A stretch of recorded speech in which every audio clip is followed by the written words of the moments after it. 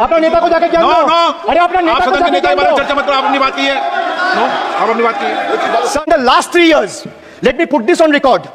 And sir, मैं कुछ बोलूंगा वो सही हो सकता है, आप उस पर टिप्पणी करेंगे वो सही हो सकता है, गलत हो सकता है। सर, कागज तो झूठ नहीं कहता है। मैं बस इतना कह रहा हूं कि 2021 में आपने बंगाल में हारने के बाद आपने मनरेगा के लिए बंगाल में कितना पैसा दिया, और आवास योजना में 2021-22, 22-23, 23-24 फाइनेंशियल वर्ष में आपने अगर साबित कर दिया व्हाइट पेपर रिलीज करके कि 10 पैसा दिया है, 10 पैसा। सर देखिए, मैं व्हाइट पेपर मांग रहा हूं, ये चिल्ला रहे हैं। अरे भैया व्हाइट पेपर दे दो, व्हाइट पेपर दे दो, कहानी खत्म। सर जिसके पास कागज नहीं होगा, सर व्हाइट पेपर मांग रहे हैं, सर व्हाइट पेपर मांग रहे हैं, चिल्ला रहे हैं। इनके पास कागज नहीं है और पूरा देश से कागज मांग रहा है सीए का नाम पे। ये बीजेपी है, ये बीजेपी है। आप बीच बीच में मत टोकिए। सर इसमें जनता मालिक है, कोई नेता मालिक नहीं है। The people of Bengal and the people of my constituency elected me third time with a margin of 7,10,000 votes, setting an example for Narendra Modi, Amit Shah and the minions of BJP and the rest of the country to see this is the people's power. Sir, if I have to নমস্কার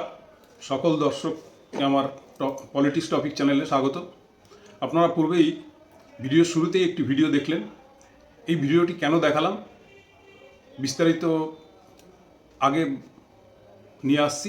তার আগে একটি কথা বলে রাখি যে আমার যদি ভিডিও বা আমার অনুষ্ঠান যদি আপনাদের ভালো লাগে অবশ্যই আমার চ্যানেলটিকে সাবস্ক্রাইব করে আমার পাশে থাকবেন। তাহলে এই ধরনের নিত্য নতুন ভিডিও আপনাদের সামনে উপস্থাপনা করতে আমি উৎসাহিত হব এবং আপনাদের সামনে নিয়ে আসবো নিত্য নতুন ভিডিও। যাই হোক, আপনাদের কাছে বিনীত অনুরোধ আপনারা আমার চ্যানেলটিকে সাবস্ক্রাইব করে পাশে থাকবেন। আজকের পর্বটি কী নিয়ে? আজকের পর্বটি হলো আর কিছুদিন পরেই পশ্চিমবাংলায় 2026 ইলেকশন বিধানসভা ভোট। এই বিধানসভা ভোটে সব পার্টি উদ্গ্রীব হয়ে রয়েছে, ভোটে অংশগ্রহণ করবে এবং কার হার কার জিত, কে কতটা আসন পাবে এই নিয়ে বহু ভিডিও আমি এর পূর্বেও দিয়েছি এবং ওপিনিয়ন পোলও করেছি। আপনারা দেখেছেন, আপনারা অনেকে আপনারা সাড়া দিয়েছেন, আপনারা আপনাদের মতামত জানিয়েছেন কে কোথায় দাঁড়াতে যাচ্ছে, কে কোন পার্টি থেকে কোথায় কার আসন, কোন আসনে কে দাঁড়াবেন, এরকম বহু ধরনের ভিডিও আপনাদের সামনে নিয়ে এসেছি। কিন্তু আজকের ভিডিওটি হলো বহু গবেষণার পরে আপনাদের ঘোষণা করতে যাচ্ছি যে যতই আশা করুন আর যাই করুন, অনেকেই আপনারা ভাবছেন যারা বিরোধী রয়েছেন যে এবার 2026-এ হয়তো বিজেপি সরকার গড়ে ফেলবেই। কিন্তু আপনাদের কাছে দুঃখের সহিত জানাচ্ছি আপনাদের স্বপ্ন এবারেও ভঙ্গ হবে। তার কারণ ভিডিও শুরুতে যে ভিডিওটি দেখলেন তিনি হচ্ছে, আপনাদের ভাষায় বলি, পশ্চিমবাংলার ভাইপো, পিসির ভাইপো, আপনারা যে ভাষাই বলুন না কেন, কিন্তু নেতা হিসাবে অভিষেক বন্দ্যোপাধ্যায় বাংলার নয়নের মণি হয়ে দাঁড়িয়েছে। এই নয়নের মণিকে আপনারা বাংলার মানুষের কাছে কিন্তু চক্ষুশিল্প কাটা তৈরি করতে পারেননি। কারণ তিনি তার ব্যক্তিত্ব, তিনি তার রাজনীতির মাধ্যমে, তিনি তার সংগঠনের মাধ্যমে, তার বক্তব্যের মাধ্যমে বুঝিয়ে দিয়েছে যে বাংলার মানুষ তাদেরকে চায় এবং তাদেরকে ভালোবাসে। তার বহু উদাহরণ রয়েছে। হয়তো আপনাদের কাছে এই কথাগুলো খারাপ লাগতে পারে, কিন্তু একটু ভেবে দেখবেন, ভালো লাগবে আপনাদেরও।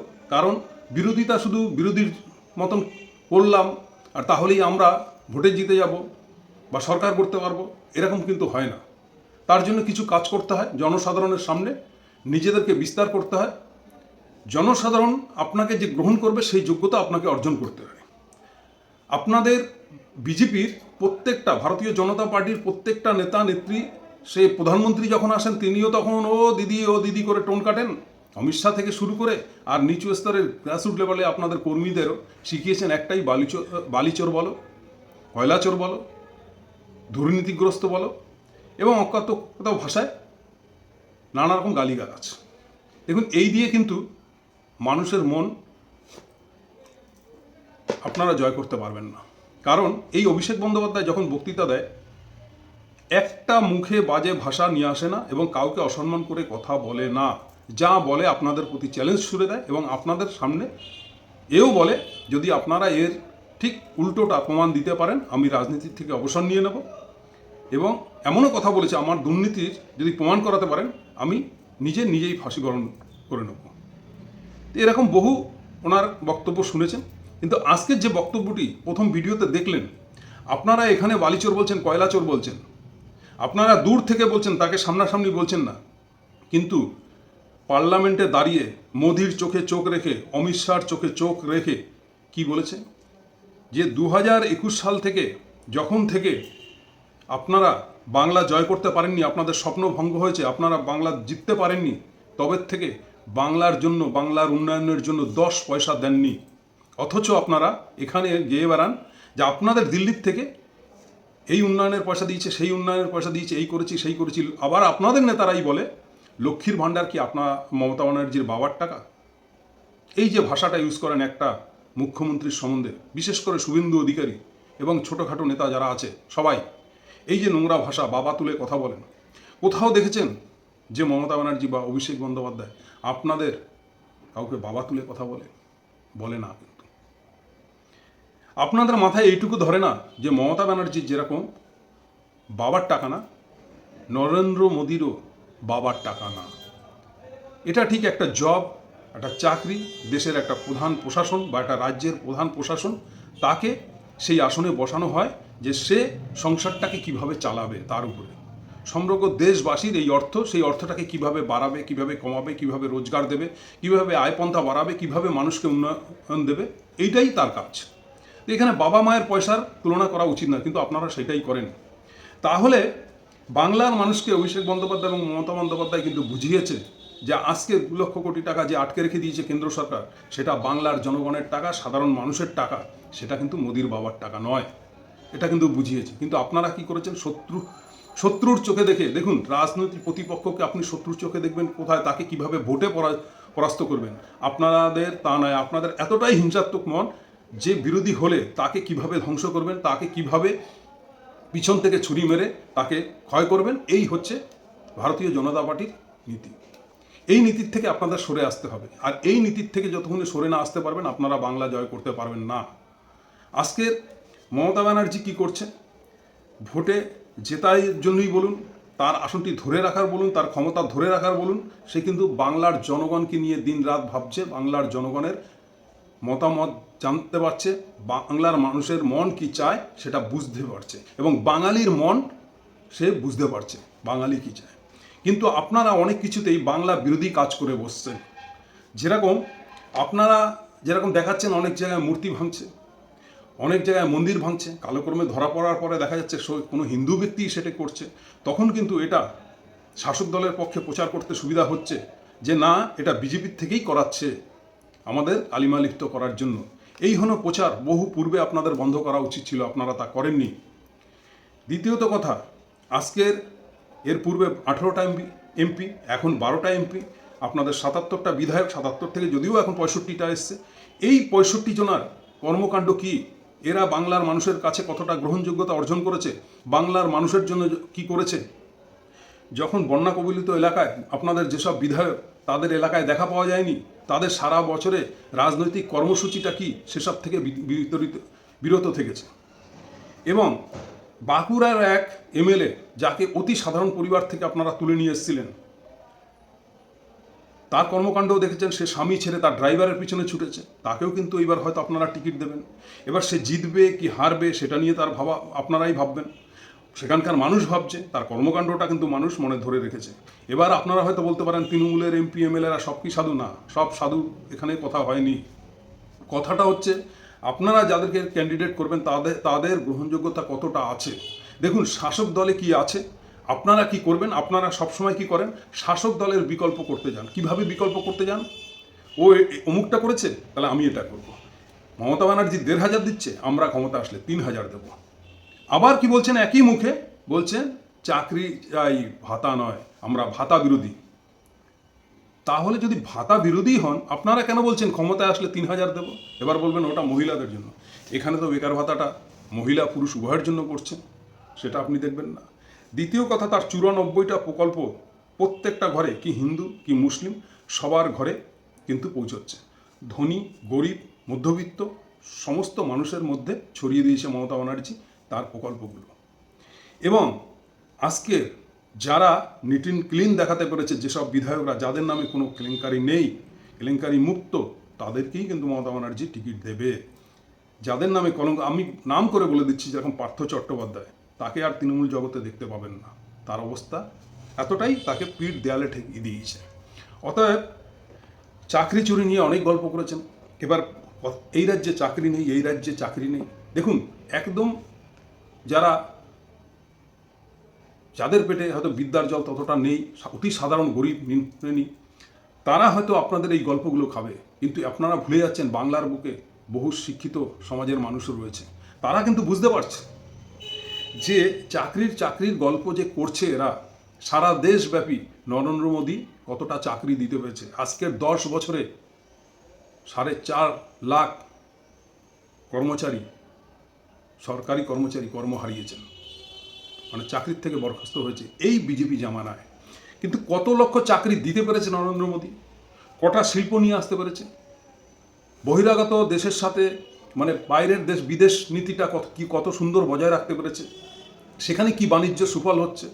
মানুষ এও দেখতে পাচ্ছে যে ট্রাম্প বা আমেরিকার দ্বারা নিয়ন্ত্রিত হচ্ছে মোদী সরকার।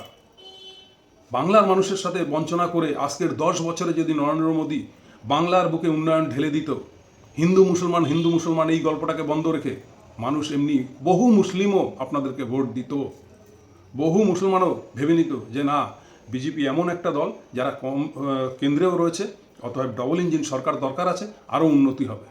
কিন্তু দেখেছে যেসব রাজ্যে ডবল ইঞ্জিন রয়েছে, সেই ডবল ইঞ্জিন রাজ্যগুলোতে কি হচ্ছে। উত্তরপ্রদেশের মতন, বিহারের মতন স্কুলে মিড ডে মিল দিচ্ছেন বাচ্চাদের, নুন আর ভাত, সেই ভিডিও ভাইরাল হয়েছে। আর এখানে কি বলছেন, উত্তরপ্রদেশে মাংস খাওয়াচ্ছেন, ডিম খাওয়াচ্ছেন, মাছ খাওয়াচ্ছেন, মিষ্টি খাওয়াচ্ছেন মিড ডে মিলে। গল্প তো দিলে হবে না, কাজে কর্মে কর্তব্য সেটা দেখাতে হবে, কর্মে ফলিত করতে হবে। কর্মের জায়গায় যখন আপনাদের ভিডিও ভাইরাল হচ্ছে, তখন কিন্তু সব প্রকাশ পেয়ে যাচ্ছে যে আপনারা জনকল্যাণের সাথে জনসাধারণের জন্য কি করছেন। ভোটের পূর্বে গল্প তৈরি করলেন এসআইআর মারফত দিয়ে, প্রথম কি করলেন যে না, রোহিঙ্গা তাড়াবো, কেউ 1 লাখ, কেউ 2 লাখ, কেউ 2 কোটি তাড়াবো বলে দিলেন। বাংলাদেশে অনুপ্রবেশকারী তাড়াবেন। গল্পটা কিন্তু আপনাদের এমন জায়গায় গিয়ে পৌঁছেছে, এমন আপনাদের মুখের ভাষা, এটা কিন্তু অনেকে মেনে নিতে পারেনি। এমনকি শান্তনু ঠাকুর তো বলেই ফেলছে, যারা মতুয়া তাদেরকেই রোহিঙ্গা বলে ফেলছে, তারাই অনুপ্রবেশকারী বলে ফেলছে। আচ্ছা, অনুপ্রবেশকারী যদি তারা হয়, তাহলে স্বপন মজুমদার বিধায়ক, অশোক কীর্তনিয়া বিধায়ক, এরা কারা? এরা হয়তো 15 বছর আগে এসছে, 20 বছর আগে এসছে, তাদেরকে আপনারা আপনাদের দলে বিধায়ক করে দিয়েছেন, তাহলে তো অনুপ্রবেশকারী তারাও। এই করতে গিয়ে বহু নাম আপনারা, যারা 2002 সালে বাবা মায়ের নাম দেখাতে পারেনি, তাদের কিন্তু নাম বাদ গেছে। এই যে নাম বাদ গেছে, আপনারা ঢ্যাং ঢ্যাং করে নাচছেন আর বড় বড় ডায়লগ দিচ্ছেন, আমরা ক্ষমতায় এসে যাব, কারণ আমরা অনুপ্রবেশকারীর নাম বাদ দিয়েছি। যা শুনতে পাচ্ছি 1,64,000 নাম বাদ যাবে। যদি 1,64,000 নাম বাদ যায়, তার মধ্যে 58,000 তো মৃত ভোটার, বাকি রইল কত? আমি ধরে নিলাম 1 লক্ষ। 1 লক্ষ নাম বাদ গেছে, তাহলে আপনাদের 2 কোটির গল্পটা কোথায় গেল? কতজন রোহিঙ্গাকে আপনারা ধরতে পেরেছেন? কতজন রোহিঙ্গার নাম বাদ গেছে? বাংলার মানুষ এটা জানতে চাইবে না? বাঙালি তো, যে বাঙালিটা 30 বছর আগে এসছে ভারতবর্ষে, সেও বাঙালি। যে এখানকার বাংলার জনগণ, বাঙালি পরিবারে, সেও বাঙালি, সে হিন্দু হোক চাই মুসলিম হোক। কটা মুসলিম এসছে বাংলাদেশ থেকে 2, 4, 5 বছর আগে, যাদেরকে আপনারা চিহ্নিত করতে পেরেছেন, তার প্রমাণ তথ্য তুলে ধরতে পেরেছেন যে এদেরকে আমরা বাংলাদেশি মুসলমান হিসাবে গণ্য করলাম, এদের নাম বাদ দিলাম, এদেরকে বাংলাদেশ ফেরত পাঠালাম? করতে পারেননি। কিন্তু উল্টো যাদের নাম কাটা গেছে, তারা দেখা যাচ্ছে ম্যাক্সিমামটাই হিন্দু, আর এদিকে মতুয়া। এই লোকগুলো যে আপনাদেরই বিরুদ্ধে ভোট দিত, আপনাদের এই জ্ঞানটা কে দিল?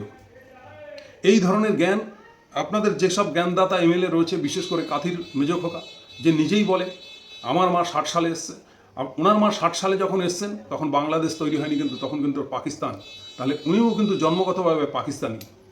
এগুলো বাংলার মানুষ শুনছে, তা বাংলার মানুষ ভোট দেওয়ার সময় বিচার করবে না? অবশ্যই করবে।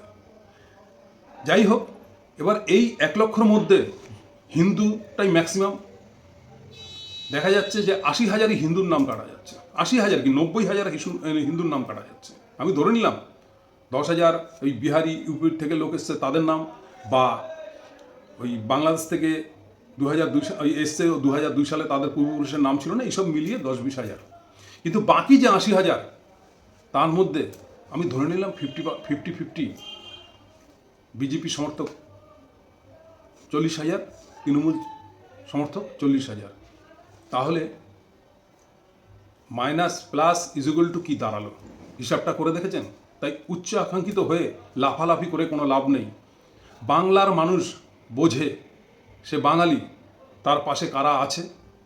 আজকে সোশ্যাল মিডিয়ার যুগ, যেসব রাজ্য নিয়ে আপনারা গর্ব করছেন সে রাজ্যে ভাতাই হোক এবং কতজনের চাকরি বা কর্মসংস্থান দিয়েছেন সেটা কিন্তু মানুষ বিবেচনা করবে।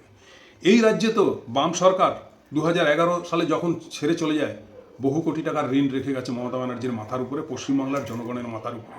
কিন্তু আপনাদের যেসব রাজ্য, যেরকম দিল্লি থেকে শুরু করে বিহার যদি ধরি, উত্তরপ্রদেশ ধরি, তাদের মাথার উপর কিন্তু ঋণের বোঝা ছিল না এবং ডবল ইঞ্জিন সরকার এখন। তাহলে সেখানে কতটা উন্নয়ন করতে পেরেছেন, সেখানকার মানুষকে কতটা উন্নতিশীল করতে পেরেছেন, সেখানকার মানুষকে কতটা চাকরি দিতে পেরেছেন, সেখানকার মানুষকে কথা দিয়ে ভাতা দেওয়ার কথা দিয়ে দেননি সেটাও দেখেছে। পুরীর মতন জায়গায় ধর্ষণের ক্ষমতায় আসার সাথে সাথে ধর্ষণের পরে ধর্ষণ, তার কোনো বিচার পায়নি।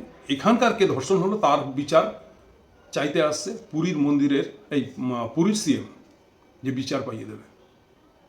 এসব নাটক বাঙালিরা অনেক দেখেছে। হিন্দু মুসলমানের গল্প তো অনেক করলেন। একটা গল্প বলি, ছোট্ট একটা গল্প বলি। 1962 সালে যখন চীনের সাথে ভারত যুদ্ধ করেছে, তখন ভারতের অবস্থা কোষাগার এতটাই খালি হয়ে গেছে এবং শূন্য হয়ে গেছে যে যুদ্ধ চালানোর মতন ক্ষমতা নেই।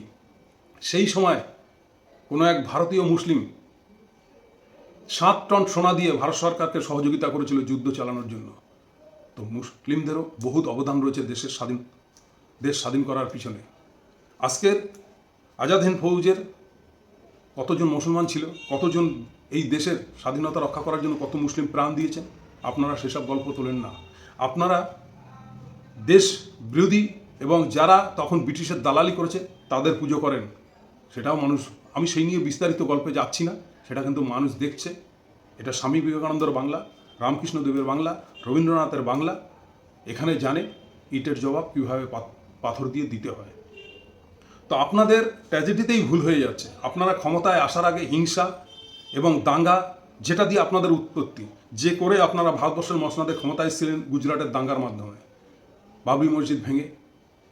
আর এই ভোট চলাকালীন এই হুমায়ুন যে তৈরি হয়েছে বাংলার বুকে, সেটাও যে আপনাদেরই মেডিসিনের তৈরি, সেটাও বুঝতে পারছে বাংলার মানুষ। অতএব এর জবাব আপনারা আগামী ভোটে পাবেন এবং অনেক বিশ্লেষণেই আপনাদেরকে বুঝিয়েছি কিভাবে আপনারা পরাস্ত হবেন। হয়তো আজকের এই ভিডিওটি দেখে অনেকে খারাপ লাগবে, অনেকে গালাগাল করবে, কিন্তু সামনের দিনে অপেক্ষা করুন। ভোট আসলে আরও আপনাদের অনেক নমুনা নিয়ে আসবে এবং অনেক উদাহরণ আপনাদের সামনে তুলে ধরবো যে আপনারা কেন পরাস্ত হচ্ছেন। তো বাংলাতেই থাকছে, বাঙালির হাতেই থাকছে। মমতা ব্যানার্জি চতুর্থবারের জন্য আবার মুখ্যমন্ত্রী হচ্ছেন এবং বহু সংখ্যাগরিষ্ঠতা নিয়ে আসে। তাই বিপুলভাবে ক্ষমতায় আবার তৃণমূল ফিরছে, তাতে কোনো সন্দেহ নেই। কারণ আপনারা ফেরার মতন জায়গায় নেই। আজও বাঘমুন্ডি, পুরুলিয়ায় বহু নেতা নেত্রী কর্মী দলে দলে যোগ দিয়েছেন বাঘমুন্ডি বিধানসভায় বিজেপি ছেড়ে তৃণমূলে। উত্তরবঙ্গ থেকে দক্ষিণবঙ্গ, কলকাতা থেকে সাগর, সব জায়গাতেই বিজেপির ভাঙন এবং বিশেষ করে 2021-এর মতো নেতা ভাঙছে কম, কর্মী ভাঙছে বেশি। কর্মীরা কিন্তু দলে দলে তৃণমূলে যোগ দিচ্ছে, সব বিজেপির থেকে এসে।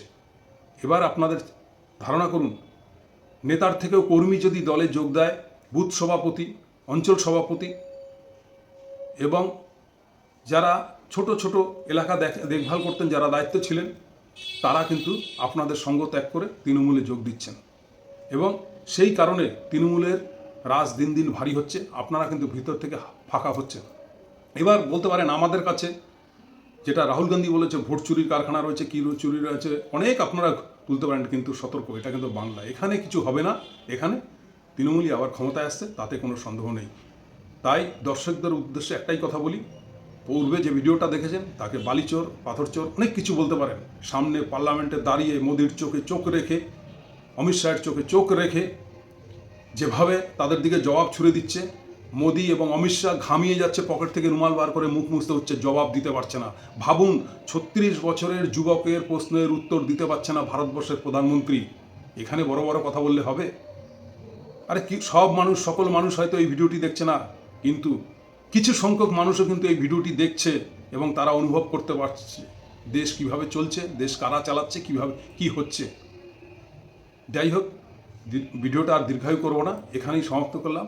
আপনাদেরও মতামত জানার আশায় রইলাম। আপনারা কমেন্টে জানাবেন যে আমার মতে বলছে তৃণমূলই আবার ক্ষমতায় আসবে। বহু বিশ্লেষণটা আমি সাধারণ কিছু আপনাদের তুলে ধরলাম এই ভিডিওর মাধ্যমে, কিন্তু আপনারা বলবেন কমেন্টের মাধ্যমে আমি সঠিক বললাম কি ভুল বললাম, আপনারা কমেন্টের মাধ্যমে বলবেন। আমার বিশ্লেষণে কিন্তু তৃণমূল আবার চতুর্থবারের জন্য বহু আসন নিয়ে ক্ষমতায় ফিরছে।